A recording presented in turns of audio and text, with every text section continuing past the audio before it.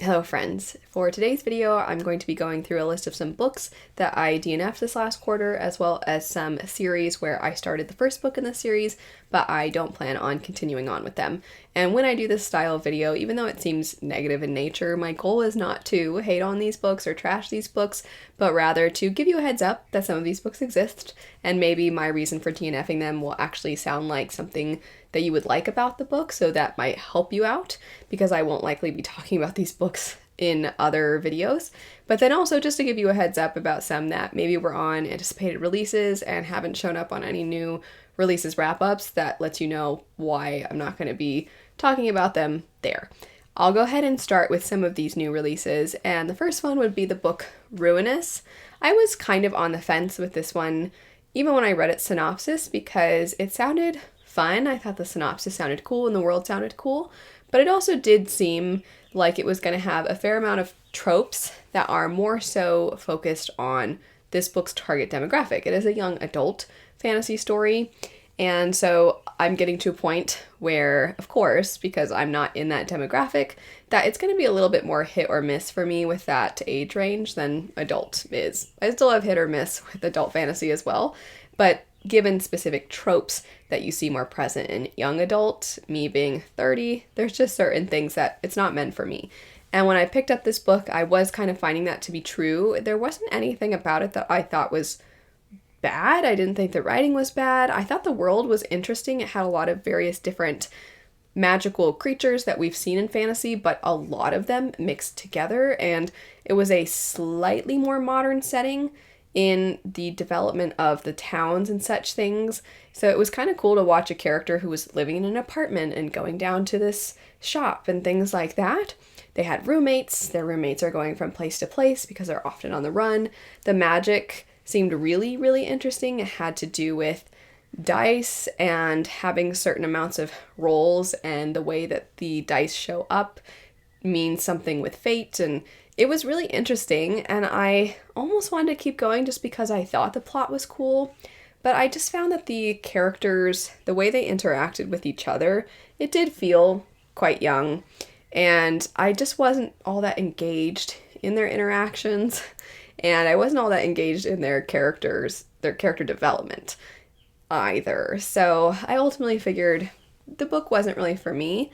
It did remind me, and maybe this will be a plus for you, it did remind me of how I feel the tone is of the Throne of Glass series. So if you're a fan of Throne of Glass, maybe give this one a try. You might end up finding that there are some parallels in its tone that you actually really like. The next one, really quick, it's kind of the exception as to the reason that I DNF'd it in comparison to the rest on this list, and that would be, I can't even remember the full title of it, Serpent, The Serpent and the Wings of Night. I don't even know if that's the full title, but the only reason I DNF'd this was because I read about 4 pages of it, and then I thought, is there an audiobook to this?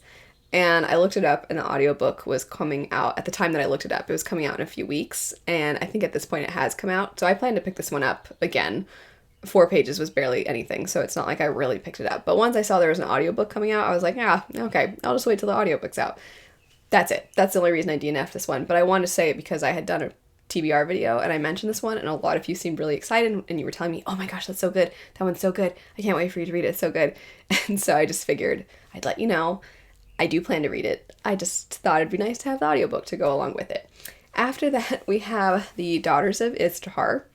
This one, I couldn't tell if it was supposed to be young adult or adult, because in some marketing it seemed like it was adult. Some of the themes seemed rather adult. You're following a character who's going to be married to a man that she does not want to be married to, but the culture in their society, it is very common for girls to not really have a say. In fact, it's common for girls to not have much ability to have agency in their own lives due to various different laws and customs. And so you're looking at women who are trying to push back against that. And so those themes, while of course can exist in young adult, some of them seemed more mature. The characters, I think, were a little older. But as soon as I started, they acted pretty young. The writing itself, it very much felt the need to remind you of who was who constantly, meaning the personal pronouns of the characters, their names, would be used over and over and over and over again, rather than just saying she said this and then she went here. It would say this character, whatever her name was, Susie. That's not her name, but you get the idea. Susie did this. Susie also opened the door. Susie was deciding that she would do this. And I'm like, oh my gosh, I know, that's her name. And so it seemed like it was wanting to help you out a little bit more, which felt very youthful. And that contrasted kind of oddly with the more mature themes. And then the type of content, because we're of course, you can gather by what I'm describing, we're looking at a world that's very sexist. And sometimes the characters, there was a scene early on where they are looking to come together to have a discussion.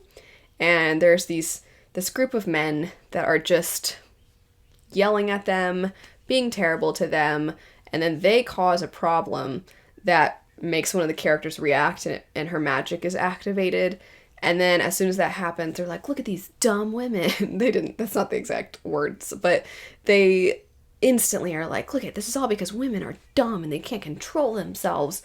And it was not subtle at all. And I think that's fine. You don't have to have subtlety. There's plenty of very blunt sexism that exists in our own world. So, it makes sense that sometimes it would exist in a bookish setting as well. But I guess I tend to like my themes a little more nuanced and to have some variety within the story, which that was very early on. So maybe you do get more nuance later. And that I can't comment on because I ultimately didn't keep going. It wasn't just that, though. It wasn't just that scene. It was the collection of things I've mentioned. It just felt odd. The tone seemed mixed and like it wasn't quite sure if it wanted to be a lot bleaker and a lot more mature, or if it wanted to be blunt and in your face and lacking subtlety. Next up, we have the book Ribbon. Literally, there was nothing wrong about this book whatsoever. There was nothing that I disliked. I actually thought the world seemed really, really cool. There was something that involved magic that occurred in the past, and since then, there's a lot of restrictions now placed on magic. Our main character is somebody who is kind of like an indentured servant to some degree. He has this deal with this group and he really can't get out of it, and he's trying to get out of it, but they keep pulling him back in, and it's sort of as long as you do this job for us, sure, you can leave, but then they keep roping him back in. And so he's given a certain task, a certain job that he has to do, and it seems like it's going to be this impossible task. But the world building was, I thought, quite cool. There was this aspect to the story that had to do with minds and this substance that's in the minds that is causing reactions in certain people, and that has to do with the magic that people have. Our main character is somebody who has something he has to keep hidden about his identity. All of it was cool. I didn't dislike anything. It just felt like the delivery it almost felt like it was moving quicker than I wanted it to. I just tend to like things, not always. Sometimes, let me pause for a second to be clear about what I'm saying. I think there's a difference between something being fast-paced in that it is delivering the information quickly, and something being fast-paced in that you are always intrigued, but maybe things aren't moving quickly. It's just that your interest is piqued constantly, and so it feels fast because you continuously want to turn the page. This one was the first of those two things. It just felt like everything was happening really, really fast, and I just wanted to kind of sit back and really digest this world and get to know this character a little bit more. This is one that I would consider in the future picking up again because I didn't dislike anything about it necessarily. So if you've read it and you thought it was fantastic, feel free to let me know and maybe I'll give it another try. Last, for the books themselves that I DNF'd, we have Empire of Exiles. I was really, really excited about this one. It was a new release from last year that I didn't get the chance to get around to, so I started it right at the beginning of this year, and it was unfortunately just not working out. I was finding the world building seemed really cool. You're following a group of people that work in these archives, basically. And there is this very, very bizarre murder that occurs, and one of your main characters in the story is convinced there's no way the murderer could have done this. There's no way they could have committed this crime because they know their character but everything is looking like it was indeed this person. And so our character's left with a lot of confusion. You get a lot of different perspectives pretty quickly in the story, some of whom are in the archive library type of setting. So you're bouncing between different characters there. You're also looking at a detective character. You're also looking at a character that had to do with some mysterious interlude type chapters that you get. I read a decent amount of it. The interlude type chapters were my favorites. And I really was kind of the most interested in that plot line, but that was sort of a, sorry, I'm like, my legs are sticking to my chair, I'm readjusting. That plot line was really interesting, but it was very predictable because there's something going on with that plot line that I won't say too much, give too many details, but I'll just say, I'm pretty sure that this is referring to this. And I was right. And then with the murder mystery, there's a certain world building detail that I keep getting told about. There's some things that occur outside the walls of this city. There's a certain kind of being, we'll say. And I was like, I'm pretty sure, why, at the very least, why is nobody considering that this is potentially playing a role in this murder? I need somebody to be like, hey, I know this isn't likely, but it's looking like it's possible that it could be this thing that exists in our world. And it seemed like nobody was coming to this conclusion. And I was thinking, why am I coming to this conclusion? There's a lot going on in this world. And that's my first thought. Why isn't anybody thinking about this? So the murder mystery aspect of the story was kind of irritating me because I needed them to get there faster. I needed them to at least consider certain things. Just consider. That's all I wanted. Even if I'm wrong, I'm like, can you just consider this though? Because it feels like I'm purposefully having I'm purposefully having information not considered by the characters to draw certain things out longer. So that frustrated me. And then the characters themselves behaved kind of bizarrely based off the amount of time that was passing. And I just felt like the way they talked to each other, the way they interacted, it seemed like they would have known each other for a lot longer. And the last thing was the world building seemed really cool, especially when it had to do with the different kinds of peoples or races in the story. Meaning there are some people that are more animal-like or more mythological creature-like, but there wasn't a ton of explanation or a lot of description given to these beings. It would just, every now and then, I'm just throwing something out there, it would mention somebody had like a tentacle or something, and I would think, is that person a person? Or are they some kind of octopus thing? But it wouldn't really elaborate, and I thought that was a little odd. I just wanted some clarity. It's not that I literally needed, oh, look at this long description. They have flowing red locks that turn into tentacles that they can also grip stuff with. I didn't need a really blunt description like that. I just wanted some things cleared up a little bit because it would throw me off a lot when it would be talking as if everybody was a person and then it would mention some other part that people don't have. Now for the two where I read the first books, but I don't plan to continue on. First up, we have 7 Faceless Saints. This is one where I thought the world seemed so cool. I'll have my new releases wrap up linked where I talked about this book. I thought the world seemed really cool, but the world kind of came second to the pining of the characters. I normally don't mind a good pining. I don't mind when there's tension built up where the characters, there's clearly sparks, but they're resisting, but you can tell as a reader and you're like, just notice that you like each other. But this, it was like they noticed every chapter, and it would alternate between the two of them, and it'd be like, oh, they're so handsome now. They, again, not the exact words, but one character would notice the other one starting to look more like a man, and back in the day when they were friends, he looked like a boy, but it's been years, and now he's starting to have a hardness to his face. And then they would go to the guy, and he'd be like, oh, there's something about the way the moonlight reflects off of her hair. And I'm not trying to mock the story. I'm making fun of myself and how I took the story in. But I was like, I get it. They were childhood friends who have some tension now, and they are almost enemies in that they just don't like each other. But they also have to work together, and they can't help but notice how attractive the other person is, or they can't help but notice when their skin... I'm doing it again. I'm sorry. It was constant. It was constant. And my husband and I often, when we take our dog out for a walk, I don't want to say the word because I don't want to get her excited, but when we take her out, we'll often talk through our day and what we've been reading. And I was telling my husband, because I read that book in a day, and so when he got home from work and we were out with the dog, I was just like, it was every chapter, Sean. It was every chapter.